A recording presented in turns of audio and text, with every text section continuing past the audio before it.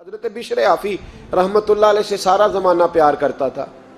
Baghdad کا ایک تاجر کہتا ہے مجھے نہیں بابا اچھا لگتا تھا۔ ہمارا اپنا اپنا ذہن ہے نا، ہم کہتے ہیں میں نے جدھر ساری دنیا جا رہی ہے وہاں نہیں جانا، کہتے ہیں کہ وہ بابا مجھے نہیں اچھا لگتا تھا، حالانکہ سارا بغداد عزت کرتا۔ کیوں نہیں اچھا لگتا تھا؟ کہتے ہیں اس لیے کہ بابا نہ صرف فرض مسجد میں پڑھتا تھا، باقی نماز گھر جا کے۔ تو میں کہتا تھا اتنا ولی ہے تو باقی بھی مسجد میں پڑھے۔ کہتے ایک دن میں نے کہا جسوسی کرنی ہے اس کی، جو کہ اسلام میں منع ہے۔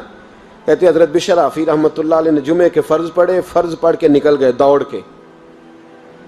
فرماتے ہیں میں پیچھے ہو گیا، میں نے کہا آج میں نے سنتیں چھوڑ دی ہیں پر اس کا پتہ کرنا ہے، سنت نفل بعد میں پڑھوں گا۔ کہتے ہیں حضرت بشر آفی جلدی سے نا ایک کباب والی دکان پہ گئے، وہاں سے کباب خریدے، اور میں نے کہا بوڑھے کی عمر دیکھو اور اس کے ذائقے دیکھو، اس عمر میں بھی کباب کھائے گا۔ اوئے ہوئے، مولوی کو روٹی نے ستایا تھا، اس لیے سنت اور نفل چھوڑ آیا ہے۔ کہتے ہیں تھوڑا سا وہ آگے بڑھے تو نان بھائی کی دکان سے نا نان خریدے۔ میں نے کہا دیکھو یار، دیکھو اس کے ذائقے، گرم نان کھائے گا۔ بہت سارے لوگ بغداد میں رات کی روٹی کھاتے پر یہ گرم کھاتا ہے۔ کہتے ہیں حضرت وہ نان اور کباب لے کے نا جنگل کی طرف مڑے تو میرے دل میں خیال آیا یار بڑا ہی اس آدمی کا عجیب ذہن ہے، یہ اب سبزے پہ بیٹھ کے یہاں موج کرے گا، کھائے پیے گا، اور سنت نفل چھوڑ دی، اللہ ہزاروں مرید ہیں۔ کہتے ہیں حضرت جنگل میں داخل ہوئے، تھوڑا سا سفر کیا تو کچی آبادی آ گئی۔ کچی آبادی، ایک کچے مکان کی ٹوٹا ہوا دروازہ، باہر سے کنڈی لگی۔ بغداد کے ننگے پاؤں چلنے والے ہزاروں مریدوں کے اس پیر نے کنڈی کھولی، اندر گئے، ایک فالج زدہ بابا جی بیٹھے۔ کہتے ہیں حضرت بشر آفی نے اپنی پگڑی کھولی اور اس آدمی کے منہ سے پانی نکل رہا تھا، رال ٹپک رہی تھی۔ کہتے ہیں پہلے اپنی پگڑی سے منہ صاف کیا، پھر پیالے سے پانی ڈال کے منہ دھویا، پھر حضرت اس کے ٹانگوں پہ کپڑا ڈال کے روٹی کا لقمہ توڑ کے اس کے منہ میں ڈال کے کہنے لگے بابا ناراض نہ ہونا، جمعے والے دن مجھے دیر ہو جاتی ہے، ابھی تو میں نے سنت اور نفل بھی پڑھنے ہیں، ناراض نہ ہونا، مجھے دیر ہو جاتی ہے۔ کہتے ہیں وہ بابا رو پڑا اور کہنے لگا بشر یار 14 سال ہو گئے تو روز آتا ہے، 14 سال، یہ 1 صدی کا قصہ ہے، 2-4 برس کی بات نہیں، 14 سال سے تو روز آتا ہے، میں پتہ نہیں کب تک لاش بنے پڑا رہوں گا، تو کب تک آئے گا؟ حضرت بشر آفی نے بابے کے آنسو پوچھ کے کہا بابا فکر نہ کر، آج کے بعد یہ جملہ نہ کہنا کہ تو میرے لیے بوجھ ہے۔ فرمایا لوگ سمجھتے ہیں کہ میں نے عبادت کر کے مقام پایا ہے، لوگ سمجھتے ہیں میں نوافل زیادہ پڑھتا ہوں، دنیا جانتی ہے کہ میری رات کی تسبیح زیادہ مضبوط ہے، پر میں ان میں سے کوئی بات بھی نہیں، میں تو تیری نوکری کرتا ہوں تو اللہ نے میری عزتوں میں اضافہ فرما دیا ہے۔ سوچ ہی صاف نہیں، نظریہ ہی ٹھیک نہیں، فکر ہی ٹھیک نہیں۔ اسلام نظریے کا مذہب ہے، سوچ کا۔ مسند امام احمد بن حنبل کی حدیث سنی، حضرت انس بن مالک فرماتے ہیں جب انسان نے روزہ رکھا ہوتا ہے نا تو روح ویسے ہی پاک ہوتی ہے اس کی۔ میں نے یہ سوچا کہ کچھ باتیں ایسی کی جائیں جس سے تھوڑی سی سوچیں بھی تبدیل ہوں، کچھ سوچوں کا وضو، سوچوں کا غسل، افکار و نظریات کی بھی بات ہو۔ ہم سمجھتے ہیں کہ شاید کثرت عبادت اصل ہے۔ اقبال کہتے ہیں یہ ذکر نیم شبی، یہ مراقبے، یہ سرور، تیری خودی کے اگر نگہباں نہیں تو پھر کچھ بھی نہیں، تیری خودی کے اگر، اور پھر عام چیز نہیں کہا یہ ذکر نیم شبی، سویرے سحری کا ذکر، یہ مراقبہ، یہ جو تو گھنٹوں اللہ کی یاد میں بیٹھا رہتا ہے، یہ سرور، کہتے بے کیف عبادت نہیں، سرور والی، یہ ذکر نیم شبی، یہ مراقبے، یہ سرور، تیری خودی کے اگر نگہباں نہیں، اگر تیرے نظریے کو نہیں بدل سکے، تیری سوچ نہیں بدل سکے، تیرا ایمان مضبوط نہیں کر سکے، تیری خودی کے اگر نگہباں نہیں تو پھر کچھ بھی نہیں۔ اور خرد نے کہہ بھی دیا لا الہ الا اللہ تو کیا حاصل؟ دل و نگاہ، دل و نگاہ، دل و نگاہ اگر مسلمان نہیں تو پھر کچھ بھی نہیں، دل و نگاہ۔ اقبال کہتے ہیں ایک دل کا کلمہ پڑھ، دوسرا نظر کا کلمہ پڑھ، ان پہ پابندی لگا۔ دل و نگاہ اگر مسلمان نہیں تو پھر تو کچھ بھی نہیں، کچھ بھی نہیں۔ حضرت انس بن مالک کہتے ہیں میں حضور کے پاس بیٹھا تھا، حضرت عبداللہ ابن عمر بھی بیٹھے تھے، کوئی بات ہو رہی تھی، ایک حجرے میں بیٹھے تھے، دروازے پہ دستک ہوئی۔ مسند امام احمد میں حدیث ہے نبی پاک علیہ السلام نے فرمایا انس دروازہ کھولو، دروازے پہ وہ بندہ ہے جس کو اللہ بغیر حساب کتاب جنت عطا فرمائے گا، وہ بندہ ہے دروازے پہ۔ حضرت انس بن مالک کہتے ہیں میں نے دروازہ کھولا تو بندہ دیکھا، غریب سا ایک انصاری صحابی، اور بندہ بڑا سادہ، وضو تازہ کر کے آیا ہے تو پانی کے قطرے داڑھی سے بہہ رہے ہیں، اور چمڑے کے جوتے اس نے لپیٹ کے تو بغل میں چھپائے ہوئے، آ کے اتحیات کی حالت میں بیٹھا، حضور سے دو چار باتیں کی، چلا گیا۔ ہم اس کا رنگ دیکھتے رہے اور مصطفیٰ کا کرم دیکھتے رہے۔ اس کو حضور نے جنتی کہا ہے۔ کہتے ہیں اگلے دن اسی ٹائم اسی وقت ہم حضور کے پاس بیٹھے تھے، پھر دروازے پہ دستک ہوئی، حضور نے فرمایا دروازہ کھولو، دروازے پہ وہ بندہ ہے جسے اللہ بغیر حساب کتاب جنت عطا فرمائے گا، بغیر حساب۔ کہتے ہیں دروازہ کھولا،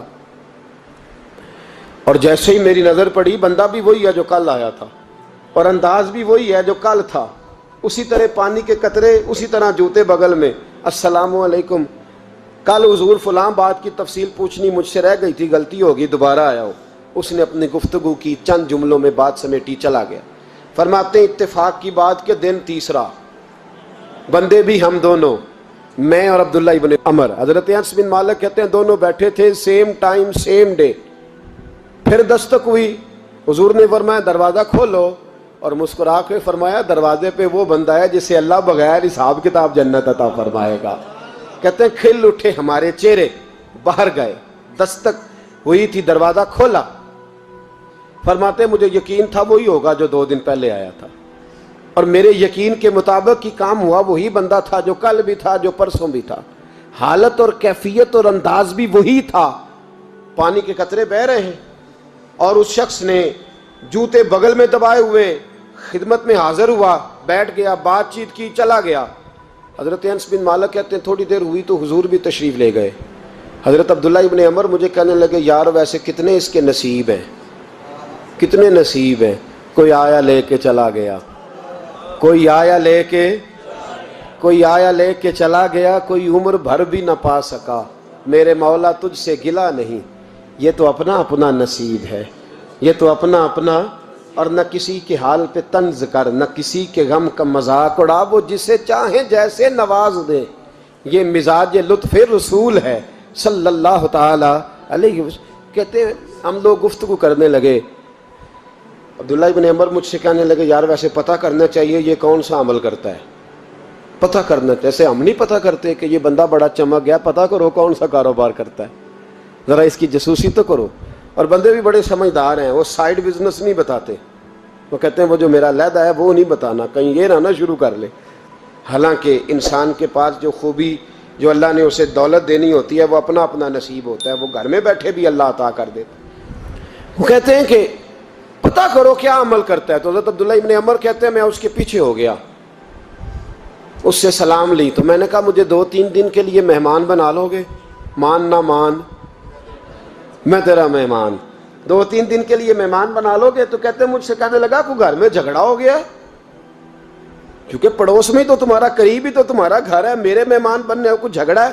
تو میں نے کہا چلو ایسے ہی سمجھ لو، پر مجھے مہمان بنا لو۔ کہتے ہیں میں 3 دن اور 3 راتیں اس شخص کے ساتھ رہا، وہ کتنا صدقہ کرتا ہے میں نوٹ کرتا رہا، نماز کتنی پڑھتا ہے، اس کا کیا، میں چاہتا تھا کہ وہ عمل مجھے ملے، اس کی برکت سے مصطفیٰ نے اسے 3 مرتبہ جنتی فرمایا ہے، تاکہ وہ کیفیات مجھے بھی ملیں۔ حضرت عبداللہ ابن عمر کہتے ہیں کہ میں نے کوئی خاص چیز نہیں دیکھی، وہ عشاء پڑھتا تو فجر تک بستر پہ کروٹیں لیتا، اور میں الحمدللہ اٹھ کے تہجد بھی پڑھتا، نوافل بھی پڑھتا۔ کہتے ہیں وہ 1 سپارہ پڑھتا، میں 3 پڑھتا۔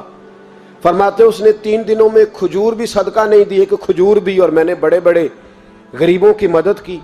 میں کہنے لگا کہ عمل تو میرا زیادہ ہے اس سے، پھر خوبی کیا ہے؟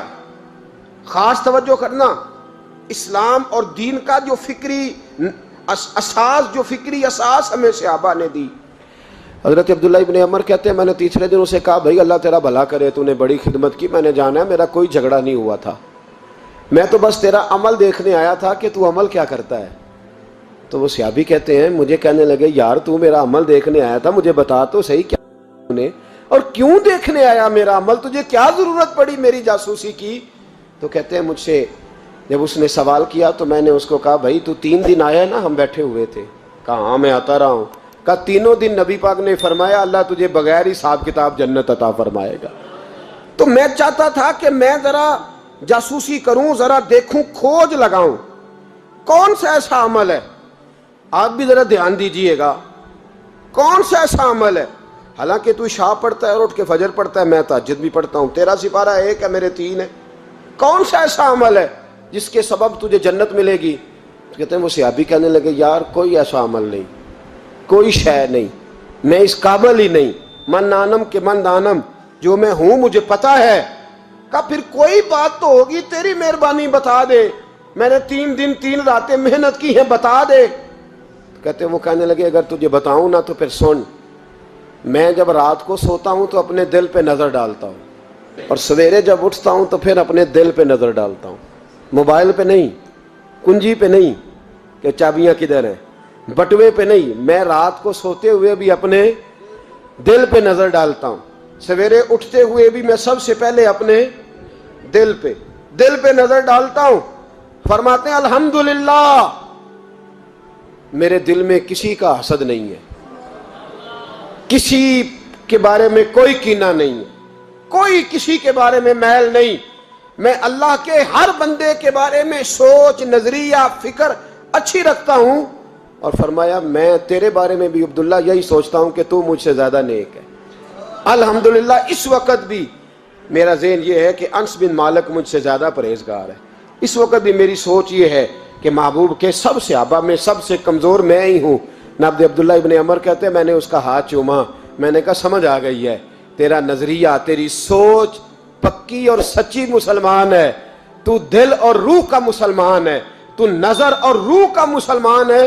یہ سبب ہے کہ اللہ کے رسول نے زمین پر چلتے ہوئے بھی تجھے 3 دفعہ جنت کی بشارت عطا فرما دی۔